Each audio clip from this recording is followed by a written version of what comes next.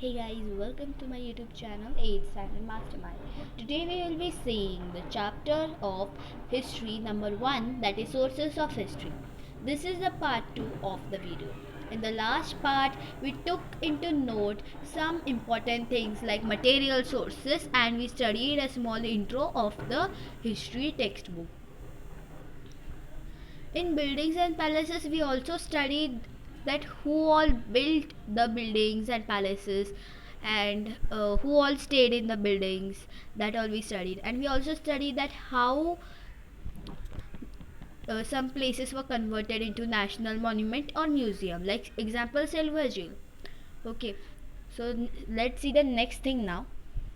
While visiting these sites, we get information about contemporary history, architecture, nature of the monument, and also the economic condition of that particular period. Just as during the visit of Selva Jail in Andaman, we get information about the revolutionary work of V.D. Savarkar. Means that whenever we visit some historical places, we get information about different things like how was the building created, what is the nature of the monument, and economic condition of that time, so we all get information about it. Example, when we visit the Silver Jail in Andaman, we get information about the great work of V.D. Savarkar. By visiting Mani Bhavan in Mumbai or Sevagram Ashram at Wardha, we get information about the work of about the history of Gandhian era. When we visit Mani Bhavan in Mumbai or Sevagram Ashram at Wardha, we get information about the Gandhian era. Okay, means the age or the era of Gandhiji's time. Okay, next second half. In the next second half, there is given a pink box and it is written, "Do you know?" So let us read that too.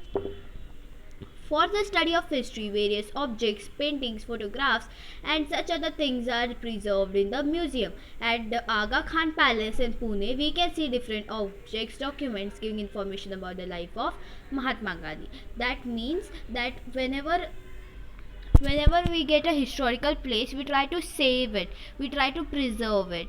For the study of history, we visit these places, we see the objects, paintings, photographs, we preserve it, and then we use it for the study of history. Example, the Aga Khan Palace in Pune, we can see different objects and documents जो गांधी जी के time का या महात्मा Gandhi's life is explained through that things. Okay, so in this picture you will see Aga Khan Palace, Pune, a picture of it. Okay, next it is given statues and memorials. Statues means you must have understood what is that. Memorials is another word for memorials is monument. What is another word? That is monuments. Okay, I had explained you all in the part 1. During the pre-independence period and post-independence period, memorials of many personalities were erected in the form of statues. Now, pre-independence time, what does pre-independence mean? Pre-independence means means before. Pre-independence means before independence, and post-independence. Post-independence means after independence. Okay, we can see how the statues were created at that time. Two different statues can be studied, like before a statue created before independence and a statue created after independence. And we also get to know about it is also important for the study of history, modern Indian history. The various statues provide information about the contemporary rules. When we study the statues, we get information about the contemporary rulers and eminent personalities. When we study the history about that time, we get to know about various rulers and various personalities who helped in freedom, who were bad, who were good, different types of personalities. Okay, the display plaque on the statues give us information about the full name of the concerned person, birth and death details, brief information about their contribution, and a biographical sketch of the person.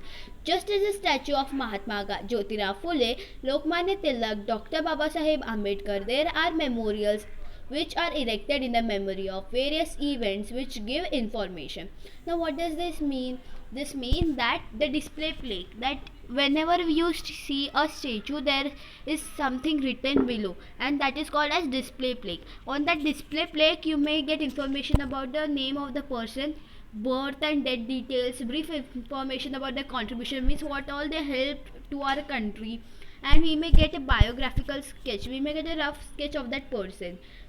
Okay, so there are some statues of Lokmanya Tilak, Jyotirao Phule, Mahatma Jyotirao Phule, Dr. Babasaheb Ambedkar, and there are memorials which are erected in very in the name of various person, in the name of various events. Okay, so we have completed with the page number 1. Now we will move to page number 2.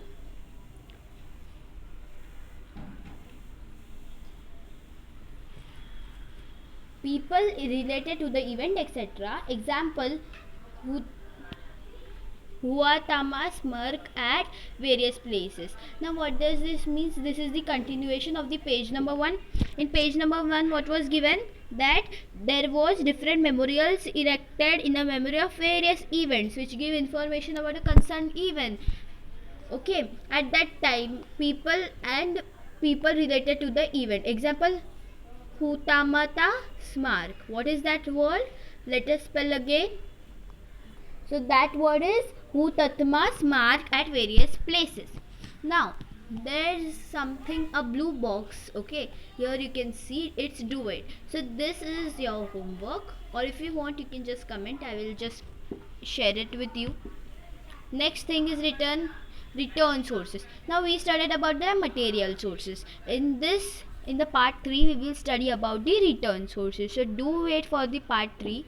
Okay, meet you soon. Bye bye. Thank you. Please don't forget to like this video, and your one like is a great motivation for me. Okay, so meet you soon. Bye.